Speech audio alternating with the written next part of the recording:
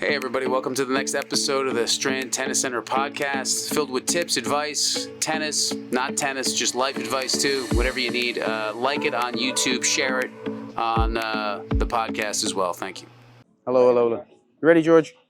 All right, everybody. Welcome to Strand Tennis Center podcast.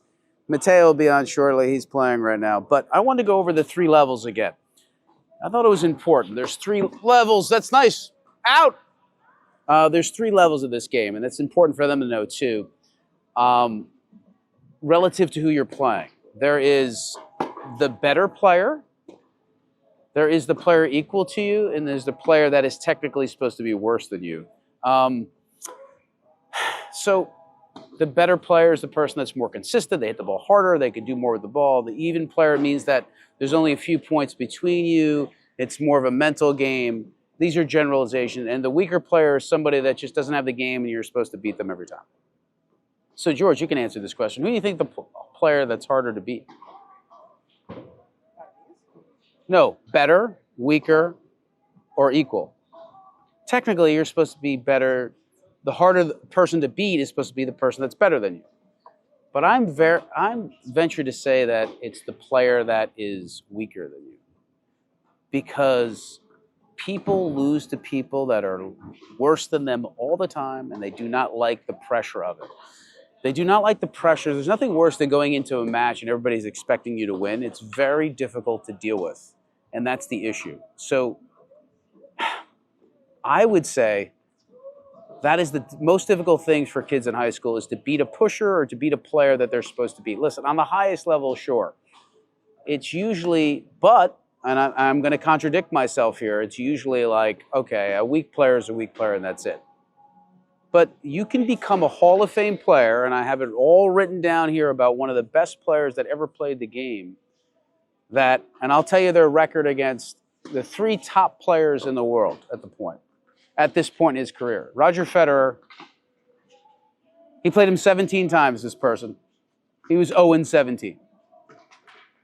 He played Djokovic, 21 times? 5-16.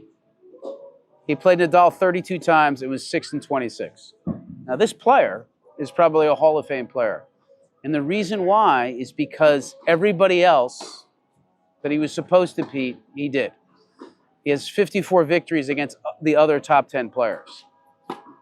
And that guy is David Ferrer, who's a Spanish player that was three in the world forever. He's probably to me, he's the best player that ever played the game that didn't win a slam, because he beat everybody he was supposed to beat.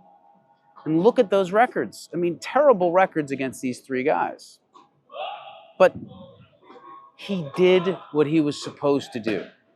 I mean, I had this all written down. You know, the ability to be consistent, defeat a lower-ranked opponent is crucial for maintaining and improving one's ranking. Everyone gets wrapped up in beating someone that's better than them, and your ranking can improve, and you can become a fantastic player just by beating those people below you. Ferrer was renowned for his relentless determination and physical endurance. Of course, this guy would outlast you, and that was the key. He would never stop. He rarely subscribed to unexpected defeats, a factor that contributed to his prolonged presence in upper echelon. While victories against top players garner significant attention, the accumulation of points from consistently defeating lower-ranked players is essential for a player's ranking. Federer's steadfastness in winning these matches allowed him to retain competitive and maintain a high ranking. He was basically 3 in the world at some point, 4 in the world for years. And I should have that stat, but I do not, because I'm not an incredibly prepared person, George. But you get the point.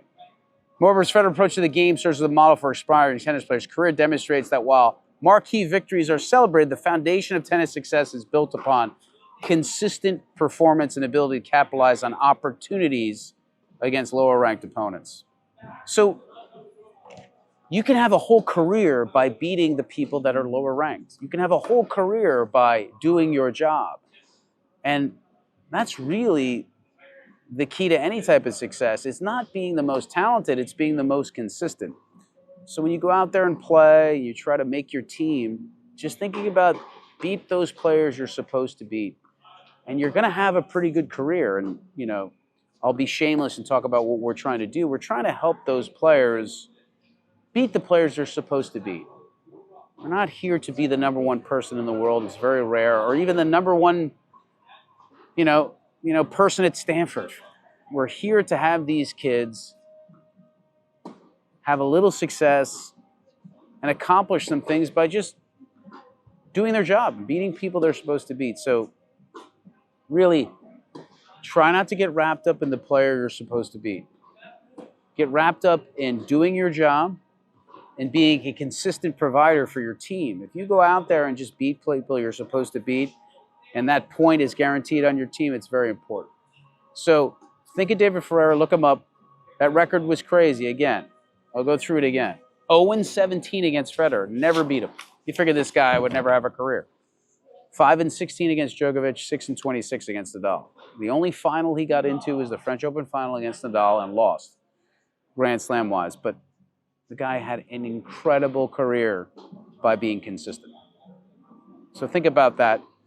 Think about it for work. Think about it for business. Just be consistent. Show up every day, and you're going to be successful. Thanks, George. Hey, everybody. Hope you like the podcast. Please share it with your friends, anybody that you know, anybody that's into tennis, anybody that's into bettering themselves. Share it.